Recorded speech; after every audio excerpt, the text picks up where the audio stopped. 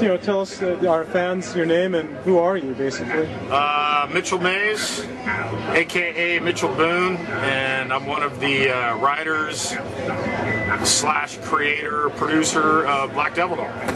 I just saw the trailer, and I just... Yeah. Yeah. It's very much a crowd pleaser. Tell us your writing process of writing this. I mean, what was going through your mind? Basically? Well, basically,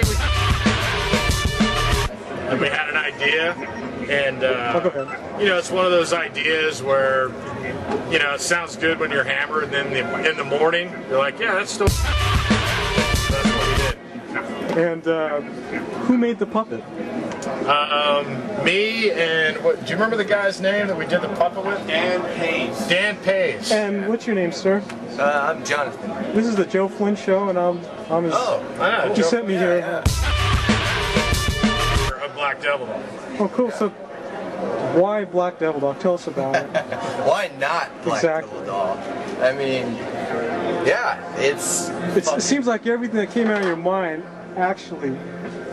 Like you said, you guys were hammered. Fuck, let's do this and do that.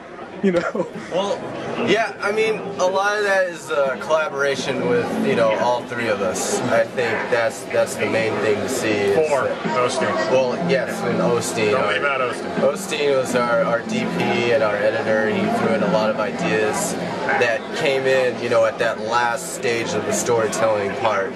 So, yeah, I think it originated when we were all drunk and we were thinking we could make a puppet movie and put in all the cool ass shit that we've always wanted to see in a puppet movie, like rape, necrophilia, and misogyny, racism.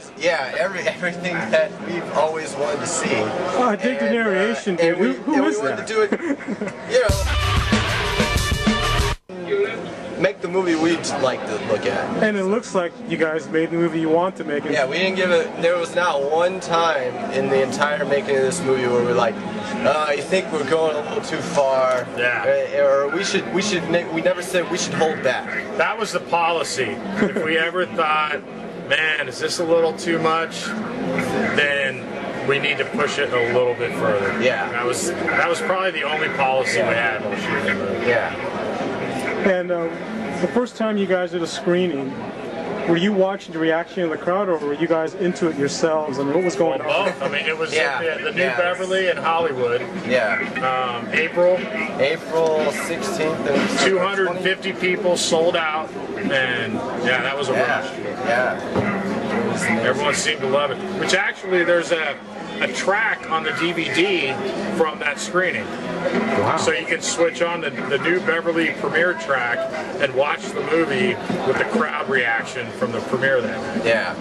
And screening this, what other places have you gone to, and what kind of reaction have you got? I mean, do you guys come out laughing in the theater too, saying, wow, we actually did this, and wow, I mean, were there parts when you guys made the movie where you guys actually messed up the scene by laughing too much? That we did ourselves? When it was playing? Yeah, probably. Yeah, I can recall a few where we just kind of... Erica, when she's getting killed or raped. Folks floating around at the time that had nothing... I mean, it was based off of the movie, but...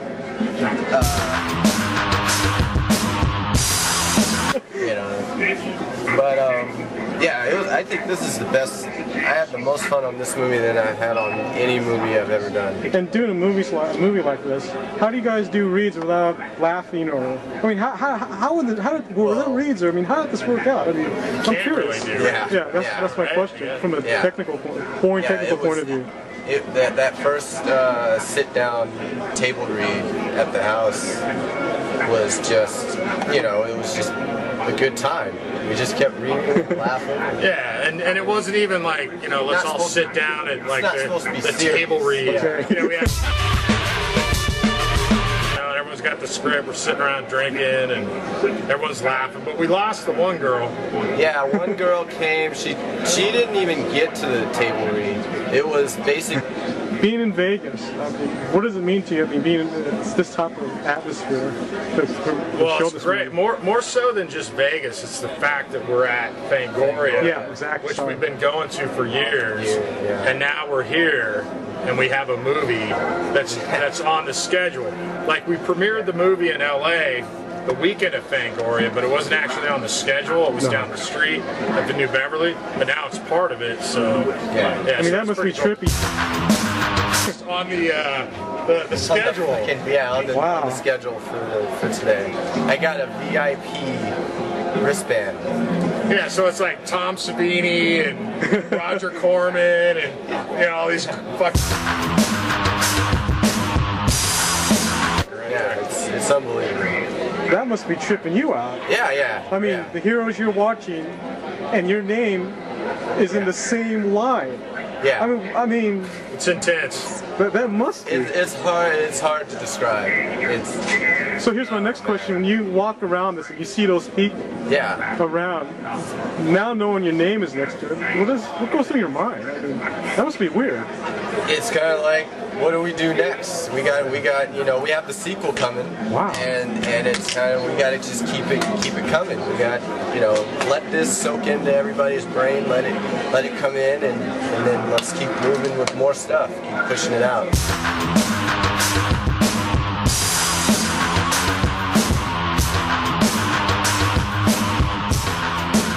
I have a juggling phone call for only $14.95. Obscene phone call. Obscene. You're a humanitarian. I am. I mean, to give $5 to some homeless guy. Right. And he did good with it. He got inspired by Joe to eat. Right. I think I told him to go get something to eat or drink. But, Priscilla did see the rat. The rats were about... Yeah, and on top of a mutated rat from all the pollution of LA. Right. It would be scary. A sewer rat. Yeah, it was like it'd be more spooky if